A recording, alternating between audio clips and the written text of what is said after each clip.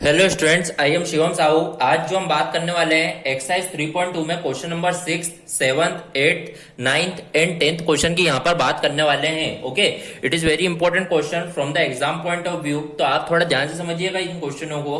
तो यहाँ पर ये क्वेश्चन जो लिखा हुआ है वो क्या लिखा हुआ है, find the value of following trigonometric. आपको यहाँ पर जो भी वैल्यूज गिवन है उनकी आपकी क्या फाइंड करना है, वैल्यू फाइंड करना है। जो भी आपको ट्रिग्नोमेट्रिक फंक्शन जो भी है आपको गिवन है। ओके, तो किस तरीके से यहाँ पर वैल्यू फाइंड आउट करेंगे वो यहाँ पर अपन समझते हैं। ओके, तो यहाँ पर सबसे पहले समझिएगा, आपको यहाँ पर क्या दिया हुआ है, साइन 765। ओके, अब जैसे देखिए यहाँ पर आप लोगों ने जैसे टेबल कहाँ तक पढ़ी हुई है, 90 तक पढ़ी हुई है, साइन 30 का, साइन 60, साइन 90, बट ये 765। तो 765 जो है यहाँ तक, इससे इसकी वैल्यू किस तरीके से निकाली जाए, तो इसे निकालने के लिए आपको पहले क्या करना होगा, इस इतनी बड़ी वैल्यू को सबसे पहले स्प्लिट करके आपको क्या करना होगा, छोटा करना होगा। तो अब स्प्लिट करके छोटी कैसे करी जाए, तो उसको अपन थोड़ा ध्यान से समझेंगे। तो यहाँ पर थोड़ा आप बेसिक समझिएगा। जैसे आप देखिएगा आपका ये ग्राफ इस तरीके से होता है, तो आप देखते हैं ये होता है 0, ये होता है 90, देन फिर 180 मीन्स आप बोलते हैं ये पाए, फिर आप बोलते हैं ये 270, देन फिर पाए से वापस आ जाते हैं, तो यहाँ पर क्या हो जाता है 2 पाए। 2 पाए मतलब ये क्या हो जाता है, 360 का रिवॉल्यूशन। ओके, 360 का रिवॉल्यूशन होता है। तो मान लीजिए मेरे को जाना है 765 तक, तो मैंने देखा 1 टाइम जाऊंगा तो 360 मतलब 2 पाए, एक और बार 360 गया मतलब 360 प्लस 360 कितना हो जाएगा, 720। ओके, तो मतलब 2 राउंड लेना पड़ेंगे, इसलिए मतलब 2 पाए प्लस 2 पाए कितना हो जाएगा, 4 पाए। तो मतलब 720 इसके पास में है, तो मैंने देखा 720 से और कितना जाता है ना, 45। तो इसका मतलब मैं इसको ये लिख सकता हूं, साइन 4 पाई प्लस 45। ओके, समझ में आया। 4 पाई मतलब क्या हो गया, 720 प्लस 45 कितना हो जाएगा, 765। तो इस तरीके से आपको ये क्वेश्चन को क्या करना होगा, स्प्लिट करना होगा। ओके, तो यहाँ पर जैसे लिखा हुआ है साइन 4 पाई प्लस 45, तो मैंने देखा 4 पाई प्लस, तो 4 पाई प्लस मतलब कौन सा quadrant, first quadrant. First quadrant में सभी क्या रहते हैं, पॉजिटिव, और पाई 2 पाई 4 पाई में एंगल चेंज नहीं होता है, तो मतलब साइन 4 पाई प्लस 45 मतलब क्या आएगा, साइन 45। ओके, अब साइन 45 की वैल्यू क्या होती है, 1/√2। तो 1/√2 इज योर आंसर। ओके, तो यहाँ पर जो वैल्यू है 765 की, साइन 765 की, वो वैल्यू क्या है, 1/√2। Okay, so here our 6th question is completed. बढ़ते हैं अपने नेक्स्ट क्वेश्चन की ओर, क्वेश्चन नंबर 7। अब क्वेश्चन नंबर 7 को ध्यान से समझिएगा। यहाँ पर लिखा हुआ है कोसेक -1410। सबसे पहले यहाँ पर ये ध्यान रखेंगे कि कोसेक माइनस थीटा क्या होता है। कोसेक माइनस थीटा क्या होता है, माइनस कोसेक थीटा। तो इसे लिखेंगे माइनस कोसेक 1410। तो सबसे पहले आपने माइनस एंगल्स के थ्रू, माइनस एंगल के आइडेंटिटी से सबसे पहले माइनस को क्या कर दिया, आपने बाहर कर दिया। माइनस थीटा सिर्फ कॉस और सेक में प्लस में होता है, बाकी सब कब होता है, नेगेटिव होता है। इसलिए आपने कॉस सेक माइनस थीटा को क्या लिख दिया, माइनस कोसेक थीटा, ये लिख दिया। देन फिर आप देखेंगे ये 1410 है, बहुत बड़ी टर्म है। सबसे पहले इससे स्प्लिट करके छोटा करेंगे। तो आपको पता है यहाँ पर जैसे मैंने ऊपर बताया था, एक बार सर्कल होने पे 360, देन फिर क्या होता है 720। तो 720 मतलब क्या होता है, 4 पाए। अब 720 का यदि 720 एक और बार कर दिया जाए तो 1440 होता है। तो इसका मतलब 4 पाए प्लस 4 पाए कितना हो जाएगा, 8 पाए। और ये 1440 के पास में, तो इसका मतलब माइनस कोसेक थीटा आप क्या ले सकते हैं, 8 पाए। 1410 है, तो आपको पता है कि यहां पर जो एक बार ये होता है सर्कल मतलब 360, फिर 720, फिर मतलब 720 का फिर डबल, तो 1440 होता है। इसका मतलब ये क्या हो जाएगा, 8 पाई होगा। पर आपने देखा 1440 ये तो कम है, 1410, तो इसका मतलब 8 पाई माइनस क्या करना होगा, 30 माइनस करना होगा। तो इसका मतलब आप देखिएगा यहाँ पर ध्यान से, तो 8 पाई माइनस, तो आप देखिएगा 8 पाई माइनस मतलब ये क्या है आपका, ये क्या होता है, मान लीजिए 0, देन फिर आप देखेंगे ये होता है पाई, फिर वापस से यहाँ पर हो जाता है 2 पाई, 4 पाई, 6 पाई, 8 पाई।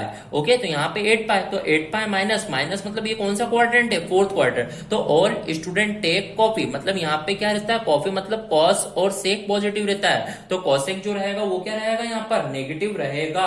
ओके, क्या रहेगा, नेगेटिव। तो इसका मतलब ये आपका माइनस का माइनस, फिर आप देखोगे कोसेक 8 पाई माइनस 30 होता है, माइनस कोसेक 30। ओके, क्या होगा, माइनस कोसेक 30। तो माइनस माइनस यहाँ पे प्लस होगा, और कोसेक 30 की वैल्यू आपको पता होना चाहिए। कोसेक 30 मतलब साइन 30 का उल्टा, साइन 30 होता है 1/2, तो ये क्या हो जाएगा, ओनली 2। ओके, तो इस तरीके से आपका आंसर आएगा 7th क्वेश्चन का 2। ओके, तो वैल्यू जो है कोसेक -1410 की वो क्या है 2 है। ओके, तो इस तरीके से अपना क्वेश्चन 7th होगा। ओके, बढ़ते हैं अपने 8th क्वेश्चन की ओर। तो 8th क्वेश्चन भी आप ध्यान समझिएगा इस क्वेश्चन को किस तरीके से किया जाए। आपने देखा यहाँ पर लिखा है 10 19 π/3। तो यहाँ पर आपने देखा 19 π/3 है, तो सबसे पहले इस 19 π/3 को आपको इस तरीके से स्प्लिट करना होगा जिससे ये छोटा हो जाए। तो मान लीजिए ये 10, ये लिखा है 19 π/3। क्या मैं 19 π/3 को इस तरीके से लिख सकता हूं, जैसे ये π/3 लिखा है, ये π/3 प्लस यहाँ पर मैं बोल सकता हूँ 6 π प्लस π/3। तो मैं देखूंगा 3 6 जा 18, 18 प्लस π 19 π/3 हो जाएगा। तो इसे इस तरीके से स्प्लिट कर सकता हूं मैं। ओके, अब 6 π प्लस थीटा, तो 6 π मतलब 2 π, फिर 4 π, फिर 6 π। 6 π प्लस मतलब कौन सा क्वाड्रेंट है, फर्स्ट क्वाड्रेंट। तो मतलब फर्स्ट क्वाड्रेंट में 10 क्या रहता है, पॉजिटिव। तो 10 6 π प्लस थीटा मतलब 10 π/3। तो 10 π/3 मतलब 10 60। ओके, 10 60 की वैल्यू क्या होती है, √3। ओके, तो इस तरीके से आप देखेंगे तो आपकी जो वैल्यू आएगी वो कितनी आ जाएगी, √3 आएगी। Okay, so here our value of 8th question is √3। Okay, तो यहां पर आपका आंसर आ गया √3। बढ़ते हैं अपने नेक्स्ट क्वेश्चन की ओर, क्वेश्चन नंबर 9। क्वेश्चन नंबर 9 समझिएगा। सबसे पहले यहाँ पर एंगल का देखेंगे sine minus theta. Sine minus theta क्या हो जाएगा, माइनस साइन थीटा। सबसे पहले आप लिख दीजिए माइनस साइन थीटा। थीटा मतलब यहाँ पे क्या है, 11 π/3। अब आपने देखा यहाँ पर 11 π/3 है, तो सबसे पहले क्वेश्चन को स्प्लिट करना होगा। तो स्प्लिट किस तरीके से किया जाए वो आप समझेंगे। तो यहाँ पर मैंने देखा ये π/3 लिखा है। यदि मैंने देखा यहाँ पर 4 π लिख दिया जाए, 4 π माइनस π/3, क्यों, क्योंकि 3 4 जा 12 π, 12 π माइनस π हो जाएगा 11 π/3। इस तरीके से ये आ जाएगा। ओके, अब यहाँ पर मैंने देखा 4 π माइनस थीटा, यहाँ पर लिखा हुआ 4 π माइनस थीटा। तो मैंने देखा 2 π, एक और π गए तो 4 π, 4 π माइनस, तो 4 π माइनस मतलब कौन सा क्वाड्रेंट, फोर्थ क्वाड्रेंट। तो ऑल स्टूडेंट टेक कॉफी मतलब फोर्थ क्वाड्रेंट में कॉस पॉजिटिव रहता है, तो साइन क्या रहेगा, नेगेटिव। इसका मतलब ये माइनस में है। आप अंदर देखोगे तो ये क्या आ जाएगा, माइनस साइन π/3 होगा। तो इस तरीके से ये होगा, माइनस माइनस ये क्या हो जाएगा, पॉजिटिव हो जाएगा। बस आपने देखा यहाँ पे साइन π/3, साइन π/3 मतलब साइन 60।